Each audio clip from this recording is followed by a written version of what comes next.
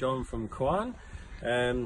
Just going to tell you a bit about cleaning your barbecue after the winter months when it's been sat there not doing much.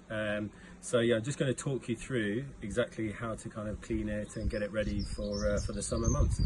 So initially you take off your cover, which hopefully you've had in place over the winter. Put that to one side. And then you take a wire brush. You can buy these from many kind of hardware stores, very cheap, ready to available. So yeah, you just take one of those, put it onto the end of your drill, and then away you go. You just need to basically get going along the puncture plate.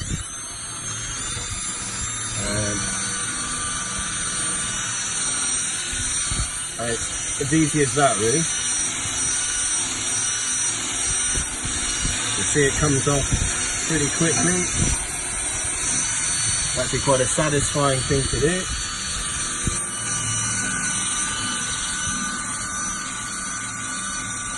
And you can see it comes up quite nicely after literally kind of 30 seconds over the area.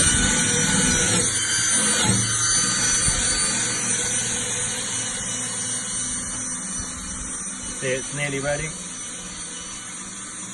And basically, that's all there is to it. So yeah, within a few minutes you should be ready to go. See you later.